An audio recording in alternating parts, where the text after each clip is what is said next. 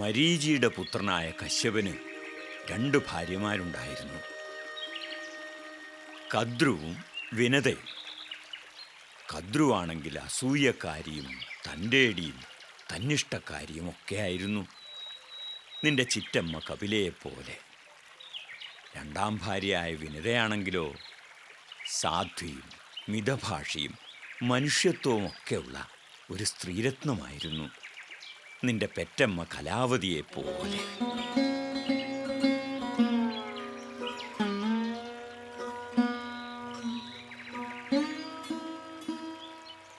ആദ്യ ഭാര്യയായ കദ്രു പ്രസവിച്ചത് 1000 പാമ്പുകളെയായിരുന്നു. 1000 പാമ്പുകളോ? അതെ, വിഷ്ണു ഭഗവാൻ ശയിക്കുന്ന അനന്തൻ എന്ന നാഗത്തെക്കുറിച്ച് മോള് കേട്ടിട്ടില്ലേ? കേട്ടിട്ടുണ്ട്. ആ അനന്തൻ തുടങ്ങി വാസുകി, ഐരാവതൻ, തക്ഷകൻ, കാർക്കോടകൻ എന്നിങ്ങനെ 1000 പാമ്പുകളാണ് കദ്രുവിന് മക്കളായി പിറന്നത്. അപ്പോൾ നമ്മുടെ കഥയിലെ നായകനായ കാളിയൻ കദ്രുവിന്റെ 1000 മക്കളിൽ ഒരാളാണല്ലേ? അതെ. ഇനി വിനതയ്ക്ക് പിറന്നത് 2 പുത്രന്മാർ, അരുണനും ഗരുഡനും. കൊള്ളാമല്ലോ അച്ഛാ, നല്ല ആകാംക്ഷ ഉളവാക്കുന്ന കഥ. കേൾക്കട്ടെ. കശ്യപന്റെ ആദ്യ ഭാര്യയായ കദ്രുവിന് വിനതയോട് പകയും ഈർഷ്യയും വിദ്വേഷവും ഒക്കെ നന്നായുണ്ടായിരുന്നു. വിനതയെ ജീവിതത്തിൽ തോൽപ്പിക്കാൻ തക്കം പാർത്ത് കഴിയുകയായിരുന്നു കദ്രു. ആയിടയ്ക്ക് കദ്രുവും വിനതയും തമ്മിലൊരു പന്തയത്തിലേർപ്പെട്ടു. പന്തയത്തിൽ പാവം വിനത പരാജയപ്പെട്ടു. കദ്രു വിനതയെ ചതിച്ചു പരാജയപ്പെടുത്തി എന്ന് പറയുന്നതാണ് സത്യം.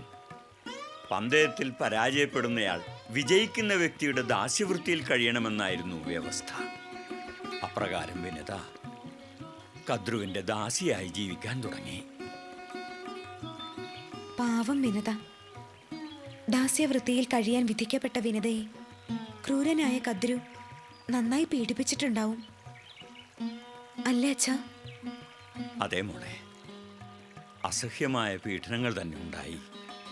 ഒടുവിൽ വിനതയുടെ മകനായ ഗരുഡൻ ദേവലോകത്ത് നിന്ന് അമൃത് കൊണ്ടുവന്ന് പാമ്പുകൾക്ക് കൊടുത്താണ് പെറ്റമ്മയെ ദാസ്യത്തിൽ നിന്ന് മോചിപ്പിച്ചത്. ദാസ്യമൊഴിഞ്ഞതോടെയാണ് ഗരുഡന്റെ വൈരം സടകുടഞ്ഞെഴുന്നേറ്റത്. തൻ്റെ പെറ്റമ്മയെ ചതിച്ച് കണ്ണീര് കുടിപ്പിച്ച കദ്രുവിൻ്റെ മക്കളോട്. സർപ്പങ്ങളോട്? അതെ, സർപ്പങ്ങളോട് ഗരുഡൻ പകവീട്ടാൻ തുടങ്ങി. അവയെ ഒന്നൊന്നായി കൊന്നൊടുക്കി. ഗരുഡനെ പേടിച്ച് സർപ്പങ്ങൾക്ക് പുറത്തിറങ്ങാനാകാത്ത അവസ്ഥയായി. അങ്ങനെ തന്നെ വേണം. വിനതയെ കണ്ണീര് കുടിപ്പിച്ച കദ്രുവിനും ദൈവം കണ്ണീര് തന്നെ സമ്മാനിച്ചല്ലോ. എന്നിട്ട് പ്രാണഭയം പൂണ്ട നാഗസഹോദരങ്ങൾ ഒത്തുകൂടി. അഷ്ടമി, ചതുർദശി, അമാവാസി, പൗർണമി തുടങ്ങിയ നാളുകളിൽ പാമ്പുകൾക്ക് കിട്ടുന്ന ഹവിസ് ഗരുഡന് നൽകാമെന്ന് അവർ ഗരുഡന് വാക്ക് നൽകി. ഗരുഡൻ സമ്മതിക്കുകയും ചെയ്തു. പക്ഷേ നാഗങ്ങളിൽ അഹങ്കാരിയായ കാളിയൻ മാത്രം ഈ വ്യവസ്ഥയ്ക്ക് വഴങ്ങിയില്ല. മാത്രവുമല്ല, കാളിയൻ ഗരുഡനെ നിന്ദിക്കുകയും ചെയ്തു. അഹങ്കാരിയായ പെറ്റമ്മയുടെ പാരമ്പര്യം തന്നെ കാളിയനും കിട്ടി. അതെ, അതിൻ്റെ ഫലം കാളിയൻ അനുഭവിക്കുകയും ചെയ്തു. ഒരിക്കൽ തൻ്റെ പത്നിയായ നാഗിനിയുമൊത്ത് കാളിയൻ ഗന്ധമാദനത്തിലൂടെ സഞ്ചരിക്കുമ്പോൾ ഗരുഡൻ പറന്നിറങ്ങി കാളിയനെ ആക്രമിച്ചു. ഗരുഡന്റെ കൂർത്തുമൂർത്ത ചുണ്ടുകൾ കൊണ്ടുള്ള നിരന്തരമായ ആക്രമണം കാളിയനെ തളർത്തി. ജീവൻ പോകുമെന്ന ഘട്ടമെത്തിയപ്പോൾ കാളിയൻ ഓടി കാളിന്നിയിലെടുത്തു ചാടി രക്ഷപ്പെട്ടു. അന്നു മുതൽ കാളിന്നിയിൽ ഗോവർദ്ധന പർവ്വതത്തിന്റെ താഴ്വരയിൽ കാളിയനും കുടുംബവും സുരക്ഷിതമായി വാസമുറപ്പിച്ചു.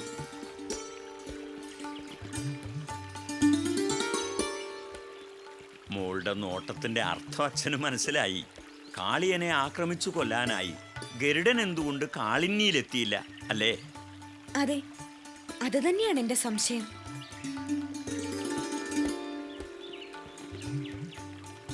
നമുക്ക് പോകാം മോളെ, സന്ധ്യാവന്ദനത്തിനുള്ള സമയമായി. ബാക്കി കഥ അത് കഴിഞ്ഞിട്ടാവാം.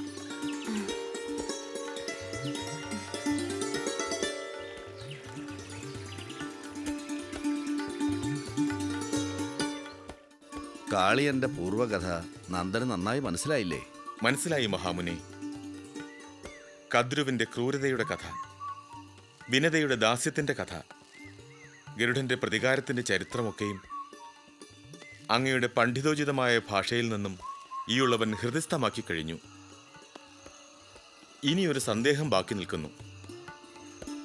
പതഞ്ഞു പൊന്തുന്ന പകയുള്ള ഗരുഡൻ ശത്രുപാതാളത്തിൽ ഒളിച്ചാലും പിന്തുടർന്നെത്തണമല്ലോ. ഗന്ധമാദനത്തിൽ നിന്ന് രക്ഷപ്പെട്ട കാളിയൻ കാളിന്തിയിലാണല്ലോ അഭയം പ്രാപിച്ചത്. ഗരുഡൻ എന്തുകൊണ്ട് കാളിയനെ പിന്തുടർന്ന് കാളിന്തിയിലെത്തിയില്ല? കാളിന്തി എങ്ങനെ കാളിയന് അഭയസ്ഥാനമായി? അതിനും കാരണമുണ്ട്. ഒരു ഉഗ്രശാപം മൂലം ഗരുഡന് കാളിന്തിയിൽ പോകാൻ കഴിയാത്ത അവസ്ഥയായിരുന്നു. സൗരഭി എന്നു പേരായ ഒരു താപസൻ കാളിന്തി തീരത്ത് ഉഗ്രതപം ചെയ്തു വസിക്കുന്ന കാലം. ആ കഥയറിയാതെ ഗരുഡൻ ഒരിക്കൽ കാളിന്തി തീരത്ത് വന്നു. കാളിന്തിയിലെ മത്സ്യം ഭക്ഷിക്കാനായിരുന്നു ഗരുഡൻ വന്നത്. മത്സ്യം ആവോളം കൊത്തി വലിച്ചും ഭക്ഷിച്ചും ഗരുഡൻ കാളിന്തി തീരം അശുദ്ധമാക്കി. ഇതിൽ കോപിഷ്ഠനായ സൗരഭി ഗരുഡനെ ശാപിച്ചു. ഇനി ഗരുഡൻ കാളിന്തിയിൽ വന്നാൽ അവന്റെ തല പൊട്ടിത്തെറിച്ചു പോകട്ടെ, ഇതായിരുന്നു ശാപം. ശാപവാക്യം കേട്ട് പറന്നുപോയ ഗരുഡൻ പിന്നെ കാളിന്തി തീരത്ത് വന്നിട്ടില്ല. ശാപവൃത്താന്തം അറിയാവുന്ന കാളിയൻ ഗരുഡഭയം ലേശവുമില്ലാതെ കാളിന്തിയിൽ മതിച്ചു പുളച്ചു കഴിഞ്ഞു വന്നു. മഹാമുനെ, ഗരുഡൻ അമൃതമായി പറന്നുവന്ന് വിശ്രമിച്ച ഒരു കടമ്പ് മരത്തെക്കുറിച്ച് അങ്ങ് പറഞ്ഞുവല്ലോ. പറഞ്ഞു. ഗരുഡൻ അമൃതുമായി കടമ്പിൽ വന്നിരുന്നത് സൗരഭി മഹർഷിയുടെ ശാപം ലഭിക്കുന്നതിന് മുമ്പായിരുന്നു എന്ന് ധരിച്ചാലും എന്താ, കാളിയന്റെ പുരാവൃത്തം ശരിക്കും ധരിച്ചു കഴിഞ്ഞില്ലേ? ഗ്രഹിച്ചു കഴിഞ്ഞു മഹാമുനെ. കാളിയന്റെ ദർപ്പമടക്കണമെന്ന് ഭൂമിദേവിയും താപസന്മാരും ബ്രഹ്മദേവനെ കണ്ട് സങ്കടമുണർത്തിച്ചിരുന്നു. ദ്വാപരയുഗത്തിൽ വിഷ്ണു ഭഗവാൻ കൃഷ്ണനായി അവതരിക്കുമെന്നും കൃഷ്ണൻ കാളിയന്റെ മേൽ ബാലലീലകളാടി അവന്റെ ധാർഷ്ട്യം നശിപ്പിക്കുമെന്നും ബ്രഹ്മദേവൻ അവരോട് അരുളി ചെയ്തു. നന്ദഗോപരെ, കാളിന്തി തീരത്ത് നടന്ന കാളിയമർദ്ദനം ബ്രഹ്മദേവൻ വിവക്ഷിച്ച കാളിയ ദർപ്പഹരണമാണെന്ന് നീ മനസ്സിലാക്കിയാലും. മനസ്സിലാക്കി മഹാമുനെ.